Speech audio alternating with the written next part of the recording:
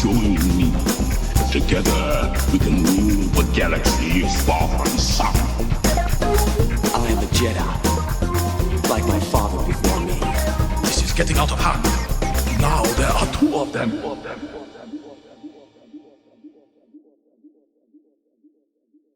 Hello there, Space Wizards, Plastic Spacemen, and Rebel Princesses. This is Todd Hoffman, and you are listening to Big T, a Little T, not a Little T, and a Little T, a Star Wars podcast. Welcome to episode 55. We are on the double nickel.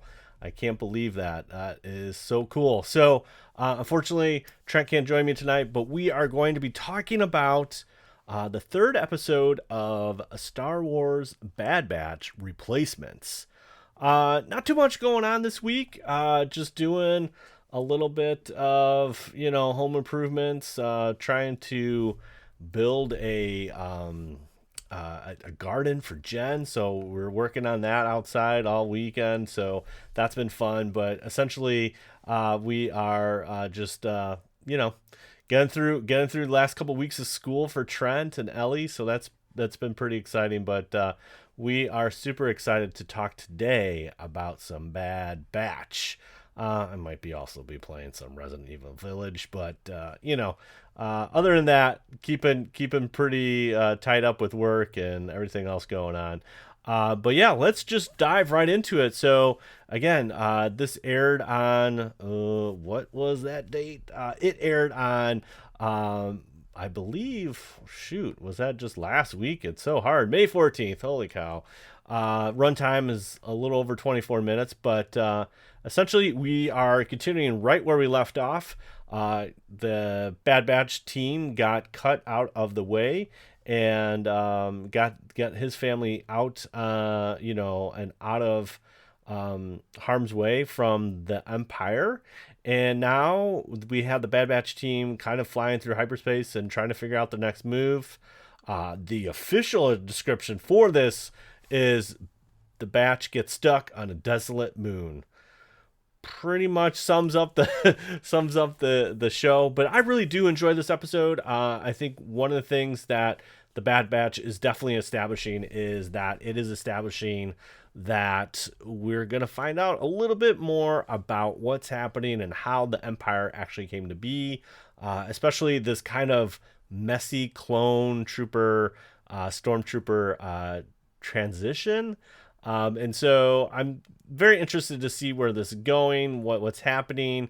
Our boy Tarkin is heavily involved, and so we're gonna dive right into this episode. Essentially, again, the shuttle, which is called the Havoc Marauder, is going through hyperspace, and they're doing their thing, having some chow, having those cool, good old ration bars, that Luke had in Dagobah that were like just basically granola bars or whatever.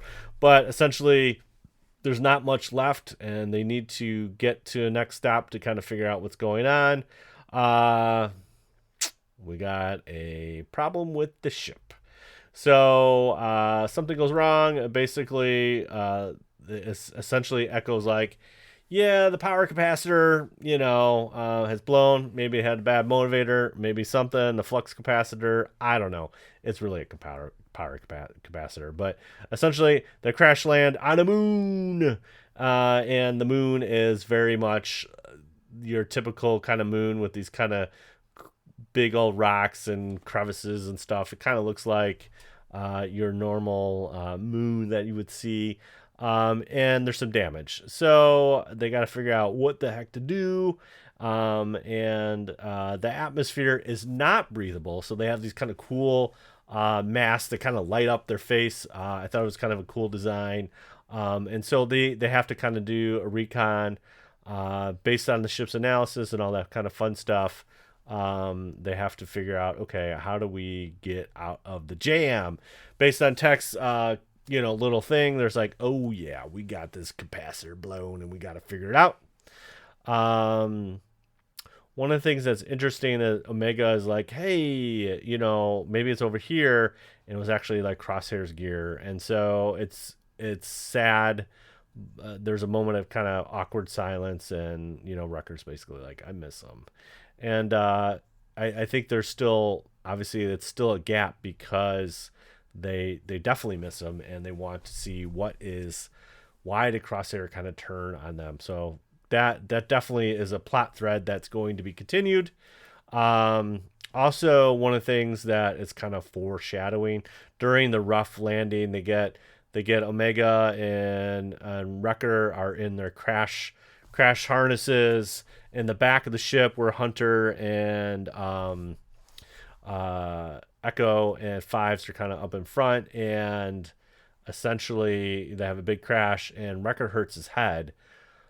Part of me feels like that is a plot thread that we're going to see later. He just says he has a headache, but could be something to do with the head shot. I don't know. Maybe I'm grasping at straws, but I think that is definitely going to be something that we could see going forward for sure. So essentially, though, it's really right now it's just two plots. So we have the A plot is obviously they're crash landing trying to get off this moon, and the B plot is what's going on with our good friend Crosshair. Essentially, again, Governor Tarkin is seeing that he is taking to I guess they're doing more programming, training, or something to and they call it Project War Mantle. And Rampart, this Vice Admiral Rampart, confirms that, like, hey, I got these new recruits. And so the idea is blending the two. Essentially, you want recruits that are willing to fight for the Empire, and you have this kind of elite clone leading them. And so they thought it would be a good idea to kind of figure out, hey, let's have this kind of Empire elite squad, and then Crosshair is going to lead them. And essentially, Rampart and what Rampart's selling Tarkin is like, hey, we get them trained by the clones. Clones are too expensive, and we will get the more loyalty with these kind of new recruits. So I think it's interesting. Tarkin's kind of sold on it, and we blast back right to the moon, and this is a classic Star Wars trope. Love this. We got a creature. It's some kind of moon dragon, and essentially they find where they need to replace this capacitor. It's out on the outside of the hull of the ship. But they see scratch marks on the ship, and there's a monster, and it's pretty cool and scary. And again, this is similar to what we see in Empire Strikes Back with Leia and C-3PO and the Minox. So Minox, similar to this moon dragon, is essentially they feed off of power, pure energy. So it's kind of this kind of cool thing. So this creature is no different and goes for the power source and takes the power source. No. So that happens. And then we go back, and essentially now we got 4 elite squads.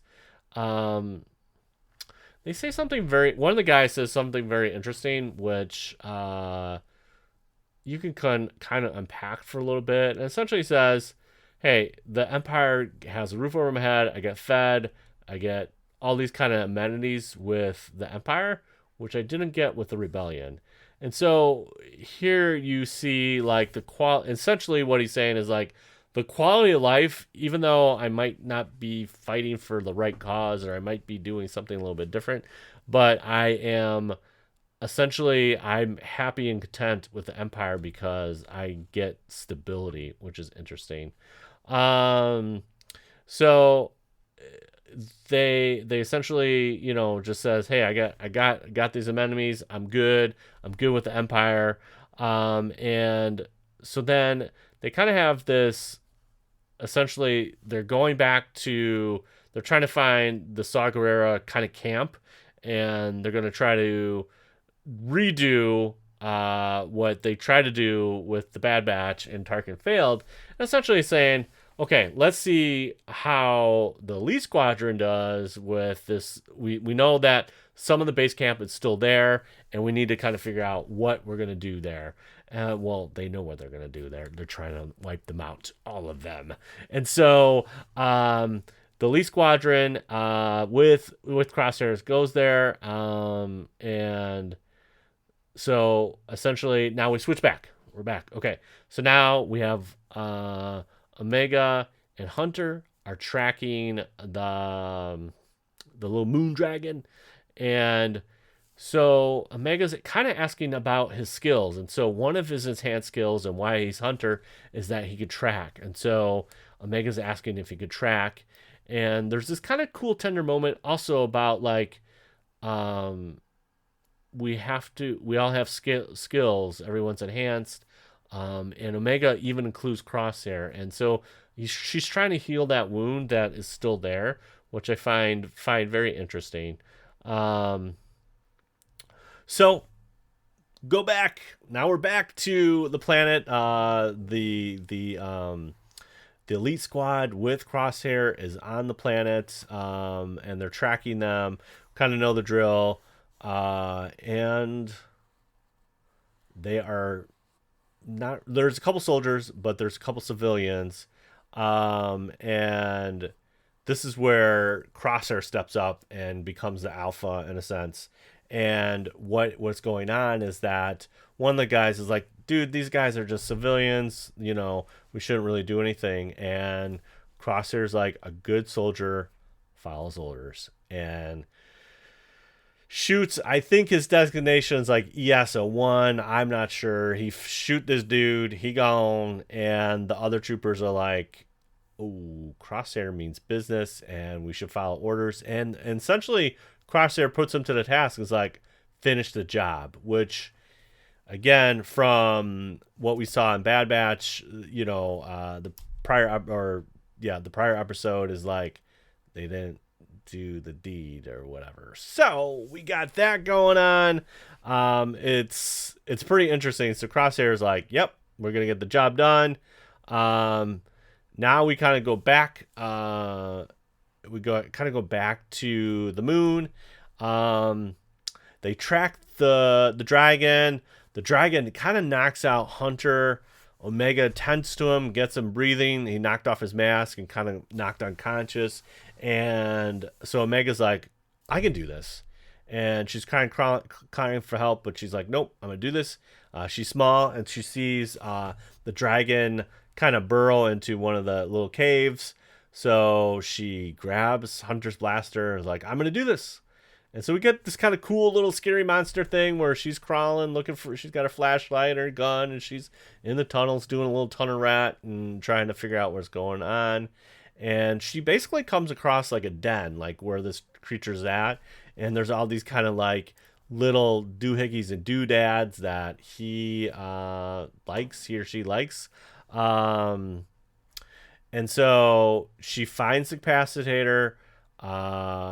She retreats apart, and essentially the creature's there and roars. Omega's mad. She's got the blaster. She's like, should I shoot her? Shoot this dragon, moon dragon dude thingy. And again, this is very similar. We see this all the time. I mean, the most recent example is obviously with Rey and the cave snake in The Rise of Skywalker.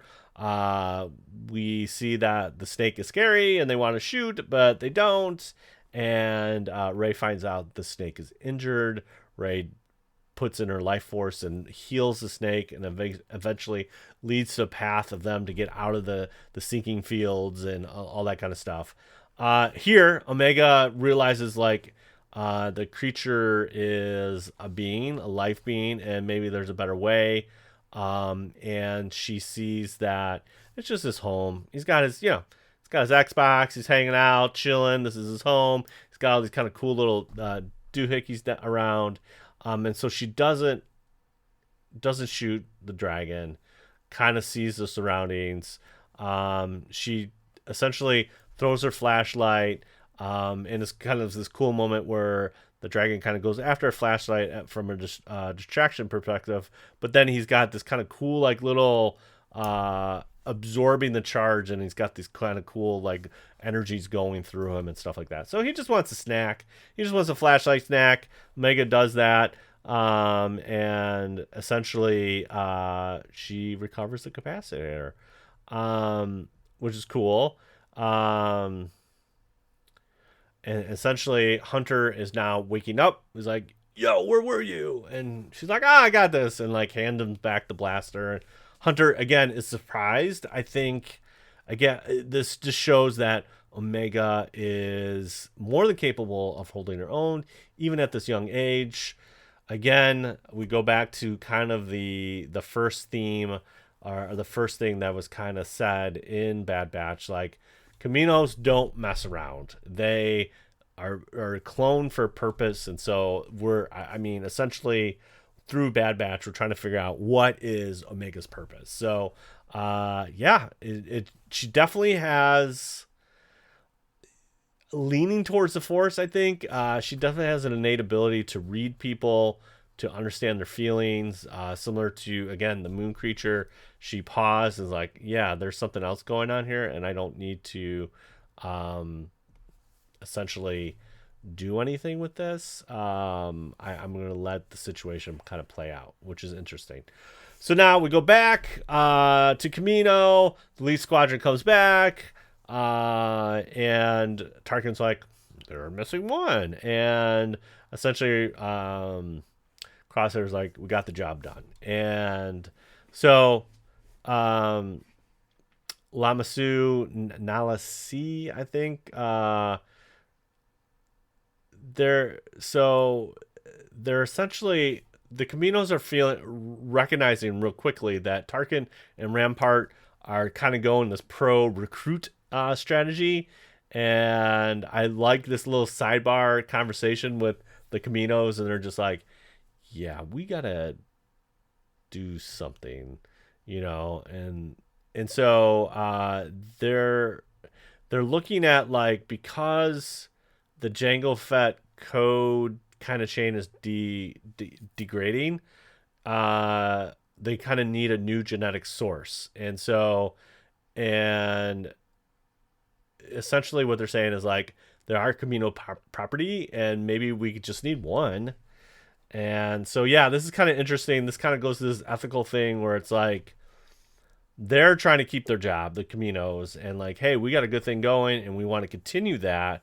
But the Empire's like, yeah, we're just gonna recruit these, the soldiers and stuff like that. So I find that very interesting. And so we see this little part where they kind of go back to the barracks, and it's still somewhat bad batched. Crosshair has he goes back to his bunk, and there's a little. I don't know if it's remorse, or I'm not really. It's hard to read from Crosshair's perspective, but they're like, these are kind of strangers staying in this room when it was definitely filled with a little bit more. I don't know what the word would be, but he just feels like it's definitely different, and he's not sure what to make out of it yet. And if he's truly just going to that route of, like, I'm just a good soldier and I follow orders, yeah, so kind of a cool thing there. It's hard to tell. Like, I like the idea that Omega is trying to lead Hunter to, like, hey, Crosshair's not totally lost, and they put in these moments where maybe there is something there, besides that he's getting brainwashed in a sense from the Empire, that Crosshair still misses his friend. So I'm really interested to see how that kind of plays out. And then the final kind of cut back, we go back one more time to the shuttle. They get it repaired. Tech fix it up. Bing, bang, boom. Here we go. But here is Wrecker, being the teddy bear he is, essentially giving Omega a surprise. And he refurbishes a gun port in the ship, and he changes that into Omega's room, because it also, at the beginning, Hunter, because of the ration bar situation, like, Wrecker just obviously takes one. He's like, hey, I want more. And Omega was going to give her ration bar back to Wrecker. And this is kind of a nice thing where Hunter's like, hey, you're kind of the adult here, so don't take her stuff. And she doesn't even have a bed. And so that's stuck with Wrecker, and he essentially made a room. She never had a room, obviously, like being a clone. And so, and essentially this establishes Omega in the squad. So yeah, a very cool ending. Again, a big fan of the weekly format. I love having my Fridays with Bad Batch. I mean, this is something that continues with Mandalorian. So super excited to see a weekly format here. It's a great. It's getting this one dark, and I like how they went a little dark here. And so I'm interested to see what they can do and how they can make this play out a little bit better as far as how the Empire is established. And clearly it's looking for more of this recruitment thing, but love seeing the kind of breadcrumbs that they're leading to future episodes. So we'll see. Very interesting. So there you go. That's our main topic for today. You can find us anywhere on the socials. That's Big T Little T podcast on Instagram, BLILT podcast on the Twitter, and then twitch.tv/Big T Little T, and you can find us all there. Hey, we got stickers. So if you want a sticker, you can do that two ways. Essentially, you can email us at bigtlittlepodcast@gmail.com. Drop us a question. Drop us your thoughts on Bad Batch, episode 3. Where do you want to see this season go? All that kind of stuff. You can do that right there. Or you can give us a rating on Apple Podcast and take a screenshot, tweet us, message us, DM us, whatever way. Email us. I don't care. And we'll read that rating on a next upcoming episode. And yes, we will give you a sticker and some other things I'm sure we have laying around the house. But there you go. So next week we will be covering episode 4.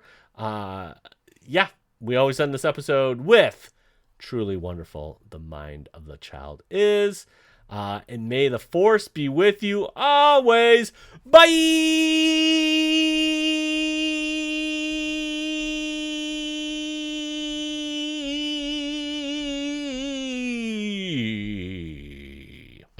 I fear for the future of our operation. We must ensure our clones remain essential. The original genetic material from Django Fat continues to degrade. Then it is time to begin the next phase.